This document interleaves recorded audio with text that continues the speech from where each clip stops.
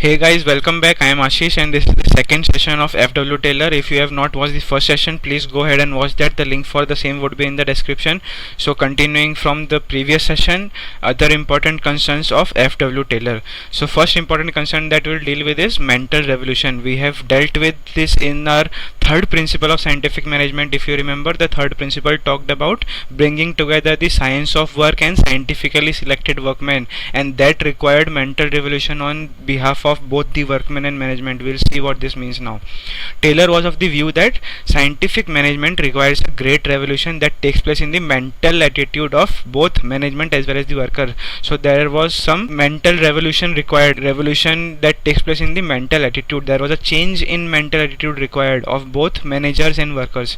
Instead of focusing more on division of surplus, they should together turn their attention towards increasing the size of the surplus. So division of profit should not be the focus, increasing the profit should be the focus. What this will achieve is, until the surplus becomes so large that it becomes unnecessary to quarrel over how it should be divided. So instead of fighting over how the profits or surplus should be divided, we should focus on increasing the size of the surplus, increasing the size of the profits, so that it becomes immaterial, it becomes unnecessary to quarrel over how it should be divided. Once the surplus increases, there is an ample scope for increasing the wages of the workers and increasing profits of the management. तो आप worker की wages भी बढ़ा सकते हो, management की profits भी बढ़ा सकते हो once you have increased the surplus. It is along this line a complete change in mental attitude of both sides is required. This is how a mental revolution as envisaged by Taylor works. There is a change in mental attitude required by both worker and management. They have to work together instead of always opposing to each other, instead of creating strikes, instead of managers always opposing the workers. They should always work together and increase their profits. It is along this line that a complete change in their mental attitudes is required. It demands the realization of the fact that their mutual interest is not antagonistic. They have the same mutual interest. They should realize this, that their mutual interest is not antagonistic and mutual prosperity is possible only through mutual cooperation. So in short, there should be harmony, there should not be discord, there should be cooperation between managers and workers. This is what it basically means. Taylor believed that there is no conflict in interest of employees, workers and consumers. Basically the interest of everyone, the employees, the workers, the managers, the consumers, everyone's interest is same. There is no conflict in interest. So as long as we realize that, we will always work efficiently. His major concern was that the results of higher productivity should equally benefit the employer, worker and the consumer.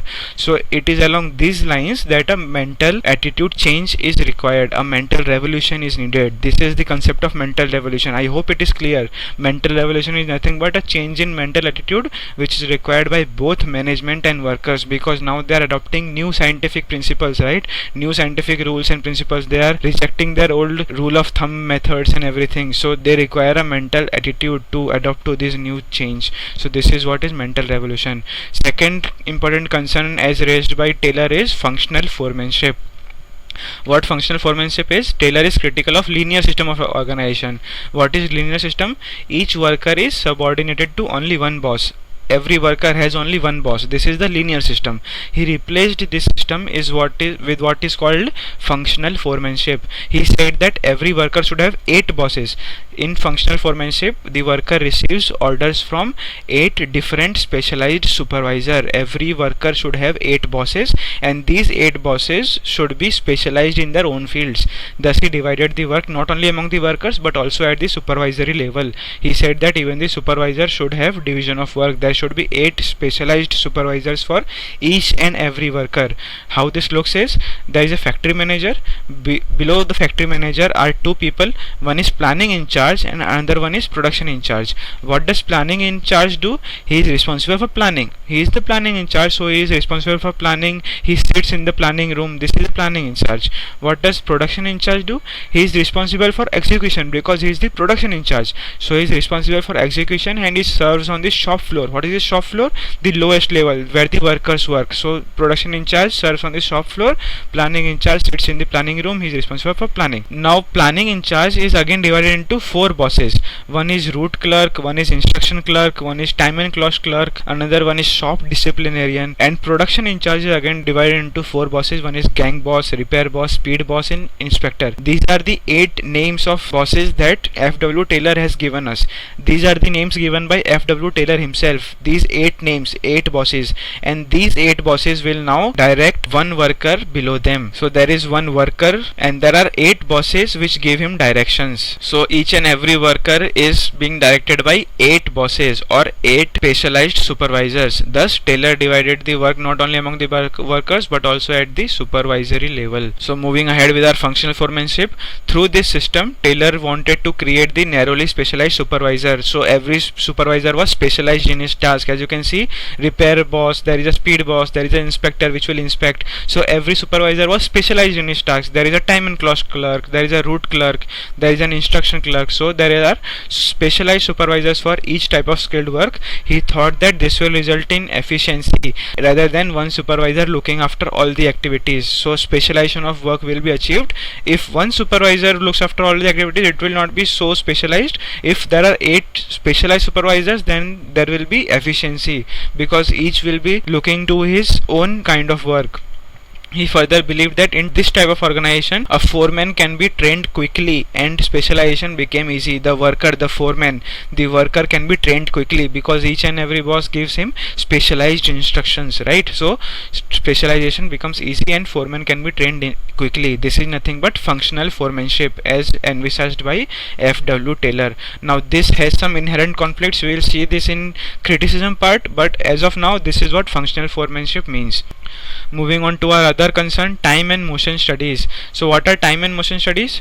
These were created by F.W. Taylor to prevent soldiering phenomenon. We have already seen soldiering phenomenon. It is nothing but working below the capacity. So for overcoming soldiering phenomenon, he developed something known as time and motion studies. So what is motion study?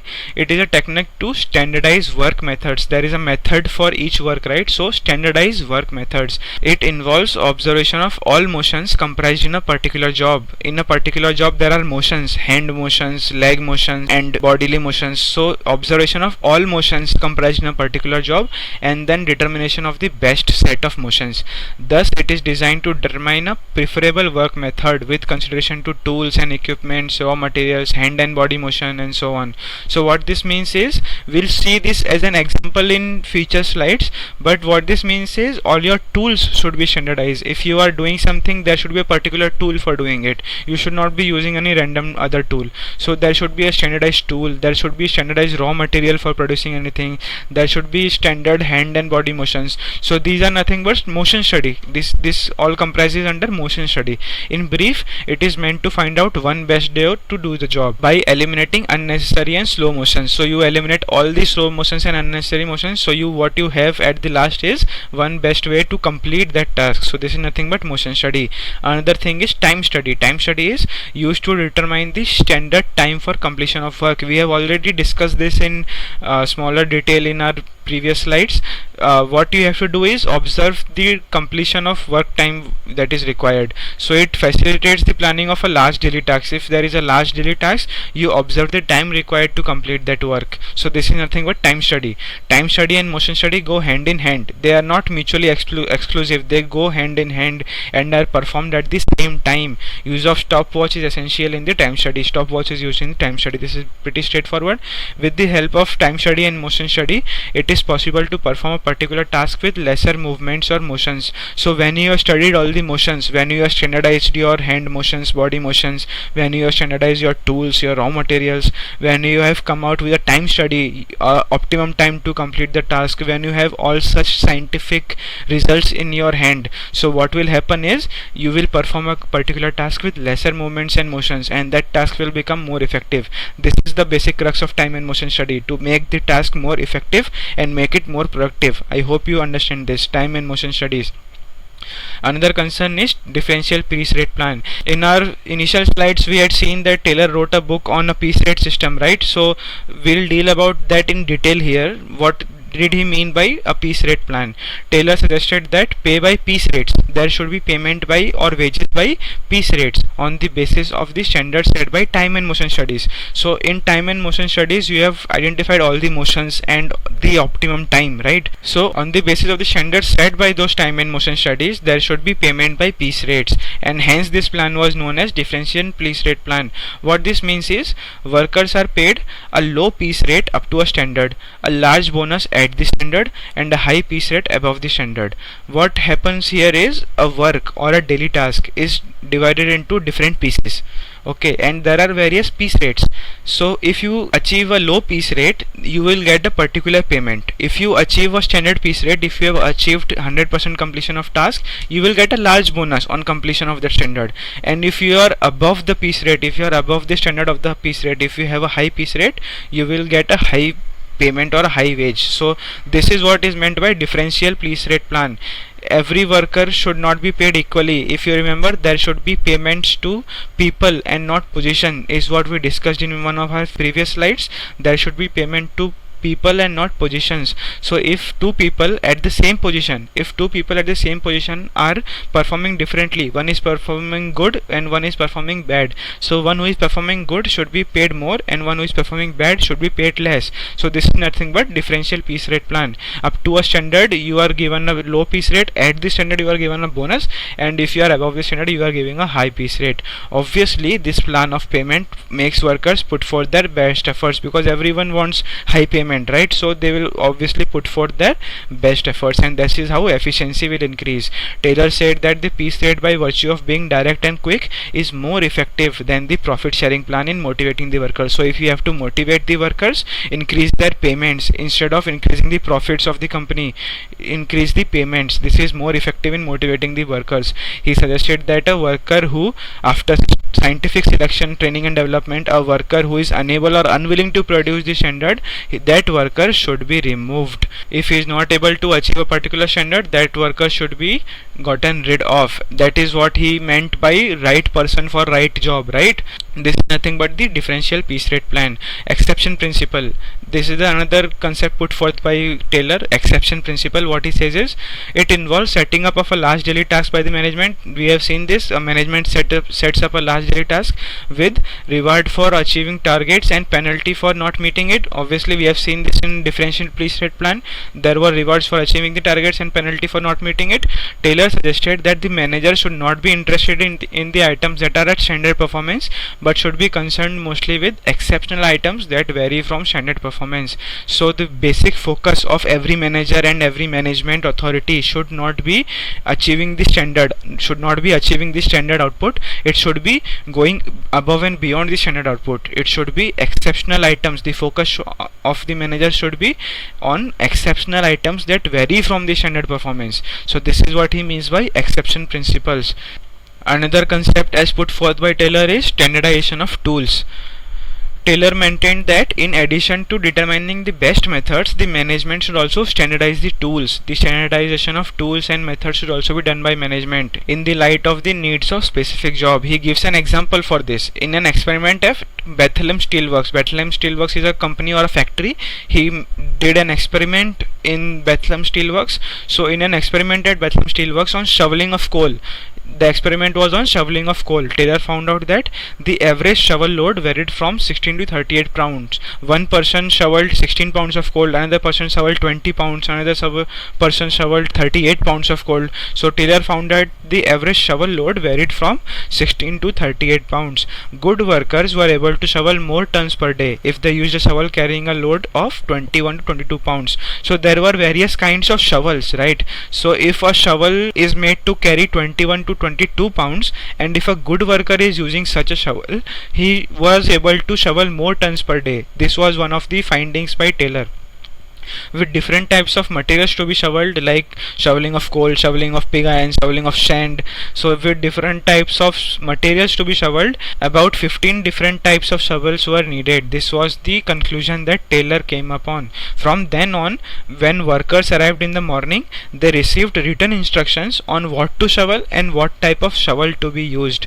So what Taylor did was he standardized the tools. I hope you are getting this. He standardized the tools. He did an experiment and he came to a conclusion, and from then on, when workers arrived in the morning, they received written instructions on what to shovel, what they have to shovel, and if they have to shovel coal, use this type of shovel. If you have to shovel pig iron, use this type of shovel. If you have to shovel sand, use this type of shovel. So every kind of shoveling was associated with a different kind of shovel. So this is how he standardized the tools. After 3.5 years, 140 men were doing the work formerly handled by 400 to 600 workers. I hope you understand how efficiency has increased by adopting scientific rules, standardization of tools, right?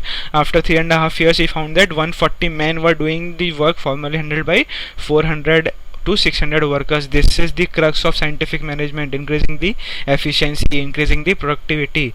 So 140 men were handling the work of 600 men. This shows that by using a proper instrument for each type of work, we can achieve more work with the help of less number of workers. So obvious, right? Moving ahead.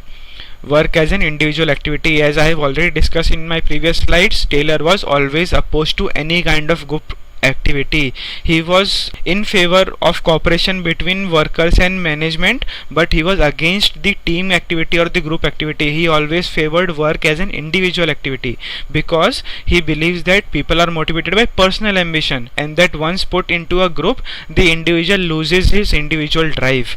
This is what he believed. As we have already seen in our previous slides, he believed in a concept of economic man. That is, a man he is basically motivated only by money. So what he says here is, people lose the individual drive when they are put in groups, and they are basically motivated by money. They are basically motivated by personal ambition and self-interest. He believes that the influence of the group makes one produce less. Further, he argued that female workers were more prone to such personal pressures, and indeed separated them in such a way that verbal interaction was impossible. So he was completely against the idea of group activity. Understand this. He was in favor of cooperation between workers and management, but he was completely against the idea of group activity. So moving ahead, other concept related to Taylor is of trade unions. Since Taylor was critical of group activity, he was also against trade union movement, because trade unionism is nothing but group activity, right? So he was against the group activity. He was also against the trade union movement. He regarded trade unions as unnecessary under his system of work. Under scientific management, Taylor said that trade unions are unnecessary. They are a waste of time. The employer, according to him, was on the same side of the workers. He said that the employer was on the same side of the workers, and hence there is no need of trade unions, because employer and workers are on the same side. The goal of the workers and the employees is the same. We have seen this in our previous slides. Taylor suggested that the goals of workers and employees are the same. Acceptance of scientific management principles would reduce conflict among workers, and that is why trade unions are not necessary. Since management itself laid down what was the fair day's pay, or job clarity was done by management for fair day's work through objective rational means, the need for trade unions does not arise. What do trade unions do? They negotiate on behalf of workers for better work conditions, right? So what Taylor says, that since management themselves arrive at fair day's pay and fair day's work after objective and scientific and rational means, so there is no need for trade unions to negotiate, and that is why he considered trade unions to be unnecessary under scientific management. Now there were certain followers of Taylor, as we have seen in one of our previous slides of how scientific management became movement. We have seen that there were certain followers of Taylor. Now we'll study about these followers: Henry Gantt, Frank and Lillian Gilbreth, and Maurice L. Cook. So Henry L. Gantt is one of the followers of Taylor. He improved the task and bonus system of incentive pay. What was this system? It was a system where the worker is given a bonus when he reaches the standard, if you remember this. So he improved the system. He also emphasized on the habits of industry. He said that every industry should have some good habits. This is nothing but another name for principles and rules of industry that every industry should follow. So Henry L. Gantt said that there should be habits of industry. He said that organizations should develop certain habitual ways of doing things. Hence the management should set up good habits in the initial stages. So there should be some habitual ways, there should be some predefined rules and principles of doing things in every industry, and these rules and principles should be good. So there should be habits of industry, and management should set up good habits in the initial stages. He emphasized the need for harmonious cooperation between management and labor. As you can see, harmonious cooperation between management and labor. He designed a chart on which the progress of work could be plotted continuously against time. This chart came to be known as as Gantt chart. If you are an engineer, you might be very familiar with Gantt chart. Engineers have used this in engineering at some point or the other. So Gantt chart, this is what Gantt chart looks like. So as you can see, there is a task name. A, B, C, D, E, F, G are the tasks of a work. A work is divided into different tasks A, B, C, D, and this task A is given 4 days time. As you can see, from Monday, Tuesday, Wednesday, Thursday, 4 days time from Monday to Thursday. This is how Gantt chart looks like. Task B overlaps task A. It is from Monday to next Monday. So this is how Gantt chart looks like. Progress of work could be plotted continuously against time. This is what is Gantt chart. It is a very effective tool in plotting the progress of your work. A work can be divided into tasks, and every task can be taken care of. It served as a planning and controlling device. So if you have used Gantt chart in your life at any point of time, you should thank F.W. Taylor or more Henry Gantt for that. Next we will learn about our Frank and Lillian Gilbreth. These are also the followers of F.W. Taylor, and these are the husband and wife duo. Frank Gilbreth and Lillian Gilbreth are husband and wives. They invented the flow process chart or the flow chart. If you are familiar with flow chart, thank Gilbreth for that. So they invented the flow process chart to help in elimination of unnecessary steps in operation. So as you might already know, if you have used flow charts helps in elimination of unnecessary steps in any kind of work. So they invented the flow charts, hence their system is also known as speed work. They laid the foundation of modern motion and time study techniques. Taylor gave us a time and motion study. What Frank and Lillian Gilbreth did was they modified this and they found the modern motion and time study. In the area of motion studies, the Gilbreths identified 18 basic hand motions. They divided hand motions into 18 basic kinds by breaking down the task into fundamental elements. They called these elemental motions, these 18 basic hand motions, they called them as thumblicks. Thumblicks is nothing but Gilbreth spelled backwards. They named these motions as thumblicks. So in a way they found the basis of modern motion and time studies. This is the contribution of Frank and Lillian Gilbreth. The last follower of F.W. Taylor that we'll learn today is M.L. Cook, Maurice L. Cook. And Maurice L. Cook actually deviated from Taylor in some ways, but he was still a follower. He was propagating his ideas only, but he deviated in some ways. Unlike others, M.L. Cook applied the principles and techniques of scientific management to government as well as educational field. As we have already seen and discussed in our previous slides, Taylor basically focused on industries and factories, on industrial organizations. He did not deal with public organizations and other organizations, right? What M.L. Cook did was he applied the principles and techniques of scientific management to government as well as educational fields. He clearly demonstrated the fact that scientific management has a universal application. It was M.L. Cook who said that Taylor's idea should be applied universally and it had an universal application. In this way he deviated from Taylor. He also differed from Taylor in another aspect, in that he suggested the participation of workers in the process of finding the one best way. What Taylor said was finding the one best way was the sole duty of the management. The management must find out the one best way by scientific selection of work, scientific selection of workmen, and bringing together these and what all 4 principles of scientific management. This was all the prerogative of management. It was the duty of management to find the one best way. This is what Taylor said. What M.L. Cook said was participation of workers also in the process of finding one best way, whereas Taylor viewed that only experts in job analysis and not the workers can find the one best way.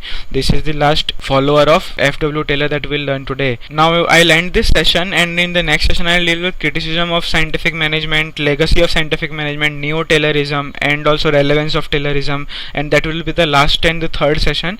So the link for the third session would be in the description of this video, so go ahead and do that, and also like, comment and share this video if you like it. Also subscribe to the channel if you haven't already, if you do not want to miss any upcoming uploads. Hope to see you again in my next session. Peace out.